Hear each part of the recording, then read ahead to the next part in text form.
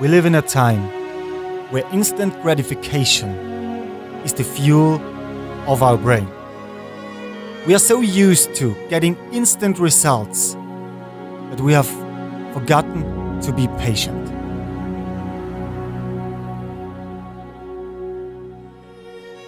If you open your Facebook, you watch for the likes. If you open your Instagram, you want to see how many new followers you have. With the cell phone, we get in the habit of getting instant results, of getting instant gratification, and it feels good. It feels good if someone likes your vacation or comments under the picture of your meal. In fact, it's the same chemical process in your body when you get a like as if you would smoke, drink, or gamble. So we've forgotten one important thing.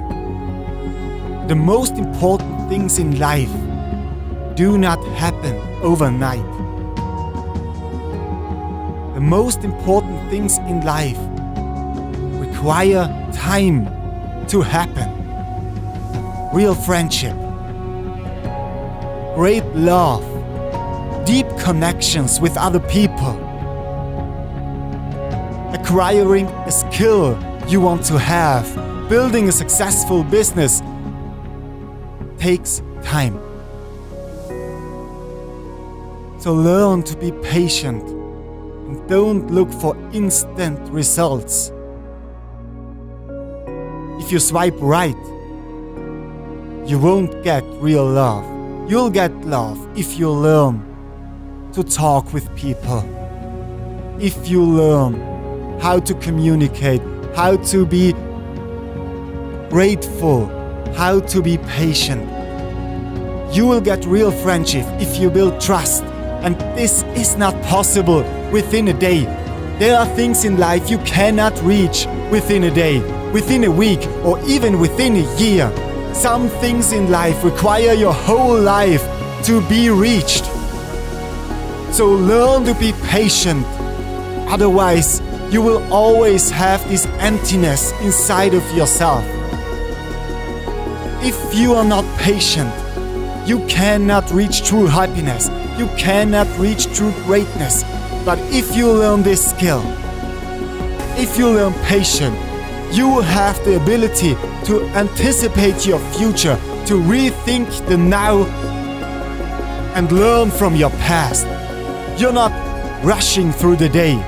You know that good things require time, and the best thing in life require you to be patient.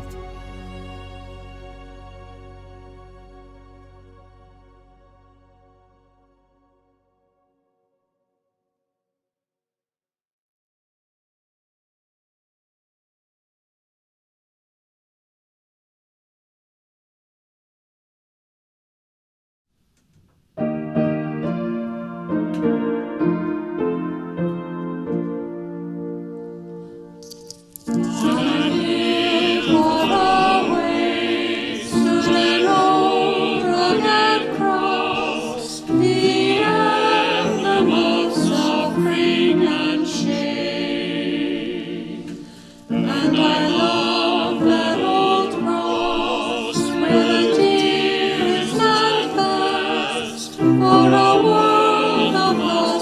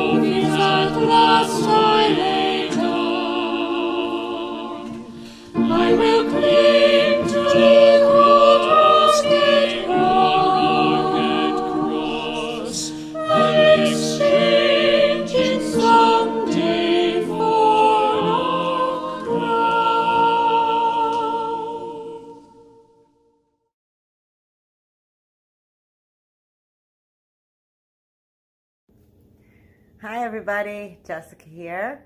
We're talking about the fruits of the Spirit again, and our fruit of the Spirit today is patience. But I want to remind you of what they all are before we read our book today, which is called Katie Loves the Kittens. And you'll see why I chose this book. It has lots of the fruit of the Spirit woven throughout the story. You'll see there's another reason I chose it too. But before we read the book, let's review what the fruits of the Spirit are. They are love, joy, peace, kindness, goodness, faithfulness, gentleness, self-control, and patience. Let's see how many of the fruits of the Spirit we notice are in our story today. Today was the most exciting day in Katie's whole life. Sarah Ann had brought home 3 little kittens. Katie loved those kittens so much. As soon as she saw them, she howled, "Aroo, aroo." She always howled like that when she was very happy. But Katie's howling frightened the kittens.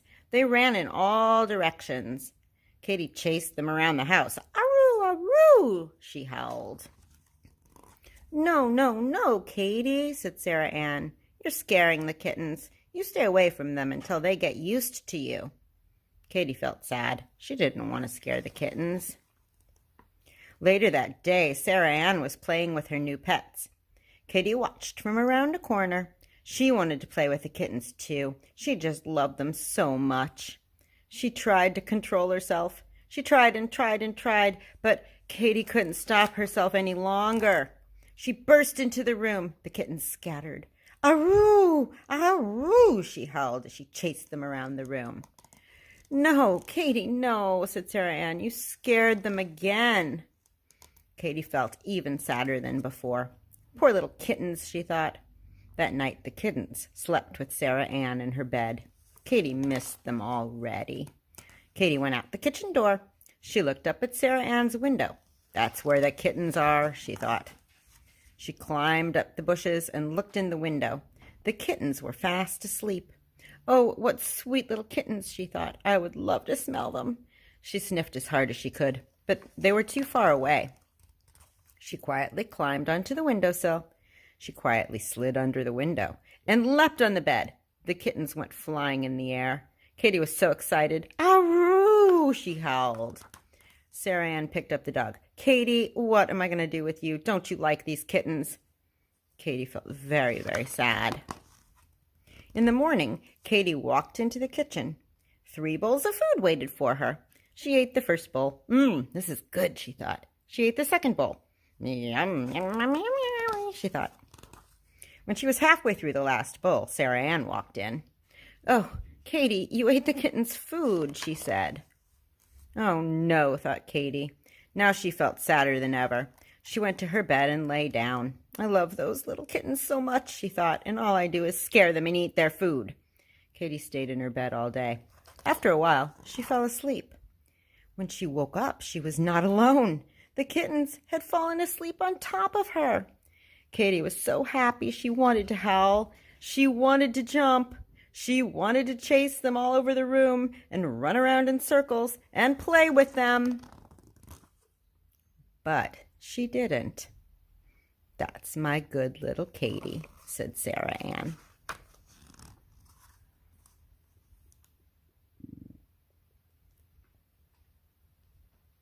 Patience is a fruit of the Spirit. See y'all next week. Bye. By faith, Abraham, when called to go to a place he would later receive as his inheritance, obeyed and went, even though he did not know where he was going. By faith, he made his home in the promised land, like a stranger in a foreign country. He lived in tents, as did Isaac and Jacob, who were heirs with him of the same promise. For he was looking forward to the city with foundations, whose architect and builder is God. And by faith even Sarah, who was past childbearing age, was enabled to bear children, because she considered him faithful who had made the promise. And so from this one man, and he as good as dead, came descendants as numerous as the stars in the sky, and as countless as the sand on the seashore. All these people were still living by faith when they died. They did not receive the things promised. They only saw them and welcomed them from a distance, admitting that they were foreigners and strangers on earth. People who say such things show that they are looking for a country of their own. If they had been thinking of the country they had left, they would have had opportunity to return. Instead, they were longing for a better country, a heavenly one. Therefore God is not ashamed to be called their God, for he has prepared a city for them.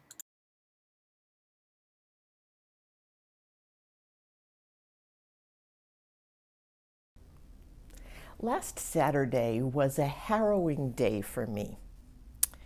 One of my cats, Mr. Tux, had been throwing up pretty much daily for almost a week. He was getting dehydrated and refusing to eat, and so I contacted a local vet that many of you had recommended, only to learn that during COVID they were not accepting new animals, and so they referred me to an urgent care center in Watertown. I got an appointment for 4 p.m. at the urgent care. I was dreading the process of getting Mr. Tux into his carrier, but since he was so lethargic anyway, he was in there before he knew what hit him. But he quickly figured it out, and he was expressing his displeasure before we were even out the door. I was prepared for the yowling. No matter, into the car he went. I got in, I hit the start button, nada. The battery was dead as a doornail. So now the cat is yowling and I can't even begin the half-hour trip. Already stressed about his condition, because that's why I'm going to urgent care, I didn't want to wait for AAA, so I began sending text messages to people who lived nearby. Can you jump a car? It was Sherry who responded, on my way, and was quick on the scene. But with covers over all the engine parts in her car, neither of us could actually find the battery to jump my car from. So we pull out the phone and watch a YouTube video on where to find the battery in her particular make and model of car. And we wait through some banter from the friendly guy in Texas who's hosting the video, but finally he reveals what we came to find out, and we were able to find the battery and take the cover off. Take the cover off the battery that turned out to have a totally corroded terminal. We tried it anyway, tried to scrape the stuff off and attach the clamps. No, didn't work. Did I mention that it was raining? Sherry is a hero in my book, in part because she simply does not give up until a problem is solved. So she called Bill to come with his car, which he promptly did, even as I also called AAA for yet another backup just in case.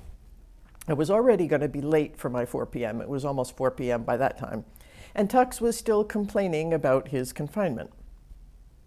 Bill beat AAA to the scene and jumped the car. Success!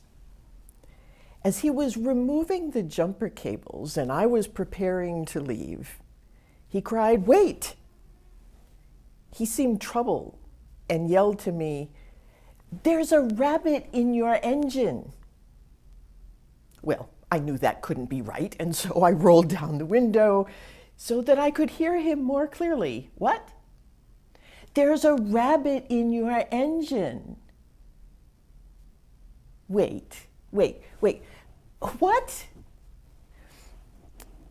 Is it alive? Yes, I can see its eyes down in the corner. So now it's total chaos. The car is running, the cat is yowling, Sherry and Bill are both pulling brushes and things with long handles out of their cars to stand in the rain and try to get down to the rabbit so that they can get him out and get him to safety. And at long last, the rabbit becomes the Energizer Bunny, jumps out, and runs away. Sherry then senses, correctly I might add, that I am about to fly into a million pieces. She pats me on the shoulder and says, "It's all fine now. The bunny is okay." With shaking fingers, I dialed the urgent care place because it's now after 4:30 and I've missed 2 appointment times. They could still take me at 5, so off I go with Tux, who is still not pleased to have been in a crate in a cold car for an hour. I deliver him to urgent care, handing him over in his carrier at the door since I can't go in because of COVID. I sit in the car, which is still running so that the battery won't die when I try to go home. I sit there for an hour and a half, order takeout from the restaurant across the street, but ask them to deliver it to the parking lot since I can't shut off the car, and wait for the vet to call me. She gives him nausea medication and tells me to meet the tech at the door to get Mr. Tux back. I take the carrier, turn to head towards the car, and then I see Tux halfway out the front of the carrier because they forgot to zip up the front of the carrier. I grab him so that he's not loose in a parking lot by a busy intersection in a strange city in the dark. And with hands shaking, I zip him back into the carrier and get him into the running car. We're both exhausted, but he's still not happy about either the carrier or the car and yowls all the way home. He's fine now, and I took salad greens when I got home and put them outside for the rabbit. The end. I have spent the time to tell that story, both because I am still traumatized by the thought of chasing Tux around Watertown in the dark, but also because I think it has a number of things to teach us about this week's fruit of the Spirit, which is patience. To begin with, never pray for patience unless you really, really mean it. And be prepared if you are foolhardy enough to plan to preach on it. Patience is something that's cultivated only by being thrust into situations where patience is necessary, which are not, trust me, fun places to be. In Romans 12:12, Paul tells us to be patient in affliction, which is a clue to when patience is called for. If everything is smooth sailing, you can't call yourself patient, and you can't practice patience. And practice is the only way you're ever going to get it. If you ask God for patience, the only way for God to grant that request is to repeatedly give you frustrating circumstances where you can practice, first with small frustrations, and as we master those, the frustrations get bigger until we may be at the point of true affliction. So be careful what you pray for. Secondly, as I sat for an hour and a half in a parking lot with my engine running and tried to process hearing the words, "There's a rabbit in your engine," I began to see that it was actually the perfect metaphor for what happens when we don't have patience. We need or we want something. In the case of the rabbit, it was a place to escape the cold wind and the rain. And we rush to the first thing that seems to fit the bill without thinking about what we're doing. That can make our initial problem worse, as it was for the rabbit, and in some cases might even get us killed. Patience is that thing that keeps us from jumping from the frying pan into the fire. Patience is what keeps us from flipping off the guy who cut us off in traffic.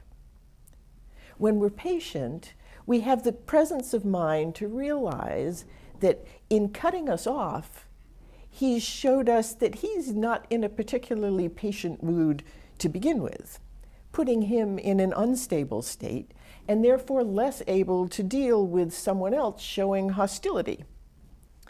Our impatience with his impatience might lead him to ram our car or pull out a gun, which could land him in jail and make our day considerably worse, if not deadly. No one wins in the game of impatience. But we need to understand that patience is different than just simply waiting. If you've ever stood in a long line at the store, you'll know that while everyone is waiting, not everyone is patient. Some leave the line entirely and refuse to wait, even if staying in line would give them what they got in line for in the first place. But of those who remain, some are constantly complaining, trying to jump the line, or making the lives of those around them miserable, while others just seem to find a way to hang out, chat, or find another way to bide their time until their turn comes around. Patience is not just waiting. It's about how we wait. Patience is the ability to soothe our inner rabbit so that we don't just jump into a car engine. With the rabbit at peace, we can survey our options and make wise decisions about when, where, or even if we're going to jump. Ironically, there are times when patience specifically leads us not to wait. In our example of people standing in line at the store, those who leave the line might be impatient, but they also might be masters of patience. Their ability to stay calm in a frustrating situation could allow them to quickly decide that whatever they were in line for was less important than another use of their time and leave, not in a huff, but in perfect peace about their decision. But let's up the stakes a little bit here. Patience is an active choice that we make to calm ourselves in a frustrating and difficult situation. That choice can't be forced. But while no one can force us to be patient, we frequently are forced to wait, either by outside forces or by our own circumstances. Waiting on the COVID vaccine is a good case in point, as we encounter both kinds of forced waiting frequently. On the one hand, there are the external forces of having to wait until the state says we qualify to get it. The state, in turn, is forced to wait to offer it to everyone until they have the supply.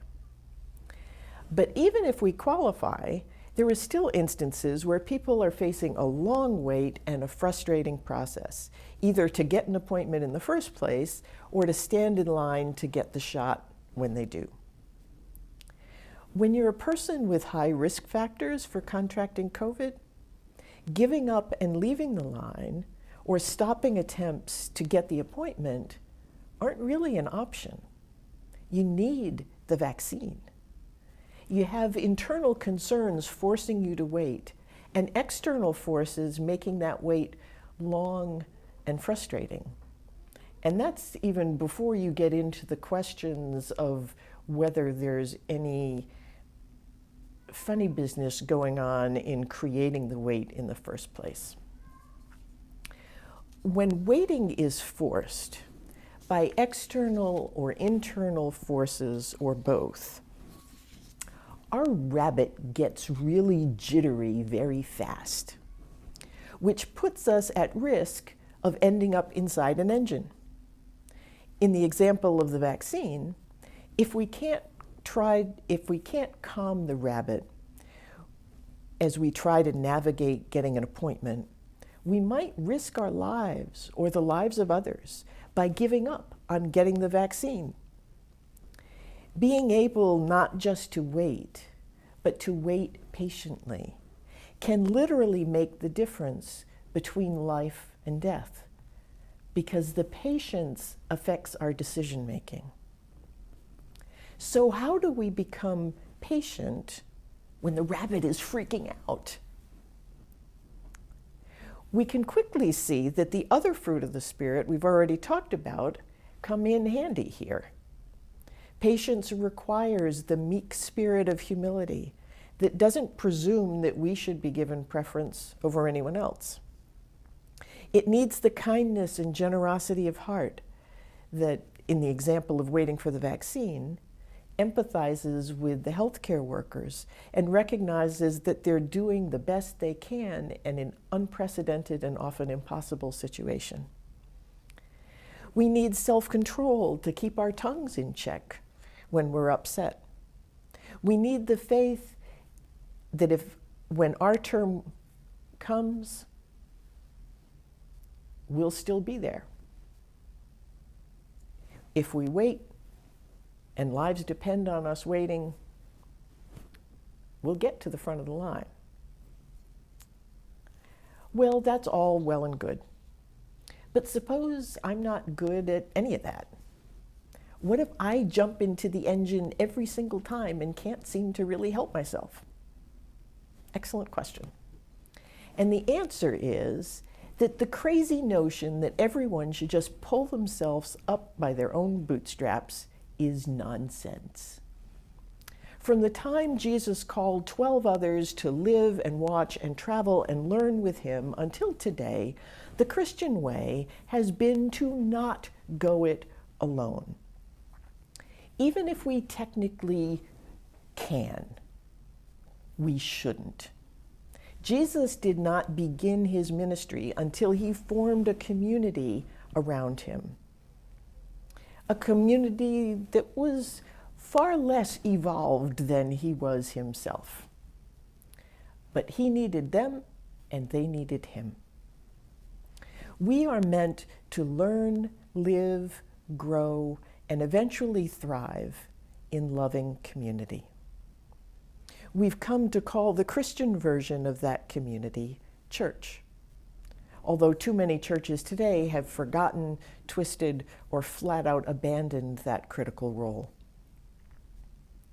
Last Saturday, when I was paralyzed by what I felt was a choice between the health of Mr. Tux and the life of a scared rabbit in my engine, Sherry immediately sensed my struggle. She came to the car window, she put her hand on my shoulder, and provided words of comfort.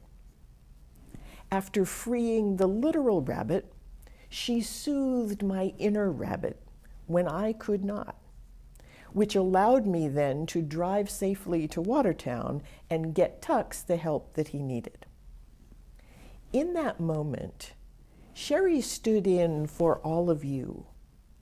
She was the church, doing exactly what the church does when we are at its best. To produce the fruit of the Spirit in full measure requires a community that also values those virtues. If we have that, then we can risk turning the other cheek, forgiving someone, humbly allowing the last to go first, and trying a bit of patience, because we know that someone else will have the presence of mind to notice if there's a rabbit in our engine, and will come to the rescue when our battery is just flat out dead. In real Christian community, the cycle of give and take, of giving what we get and getting what we give, forgiving our debts as we forgive our debtors, stops sounding like judgment and starts to feel like salvation. It takes a village to soothe a rabbit. The last point that I want to make about patience is a warning not to kill the rabbit. The rabbit inside us, poised to jump, is not the thing that's preventing us from having patience. In fact, the ability to jump quickly when necessary is a rabbit's main defense. If our tendency is to jump too quickly, the answer is not to cut off our legs. Patience is the virtue that settles us down enough to evaluate whether the jump we're considering is a good idea. Patience is a form of peace, another one of those fruit of the Spirit. Patience is calming the rabbit, not killing the rabbit, so that we can make wise decisions while still preserving the ability to act as soon as necessary. While it's true that patience frequently involves waiting, it's an active waiting, strategic waiting. And in the Christian context, it's faithful waiting. It's not just sitting around waiting for God to fix something. If I'd done that, I'd still be sitting in the parking lot with Tux yowling in the car. Patience is doing what we can to live a life directed by the Spirit in a community of others, rather than a life on our own directed by the whims, emotions, and fears of the moment. Sometimes we can do that on our own, on one-off occasions here and there, but there will always come a day when we have met our match and we find ourselves stuck inside a roaring engine. We all need a community of those who share our values, who agree that the fruit of the Spirit are desirable things, and who are committed to giving and receiving the help that can produce the fruit in all of us together. And we can get there together. It just might take a little patience. Amen.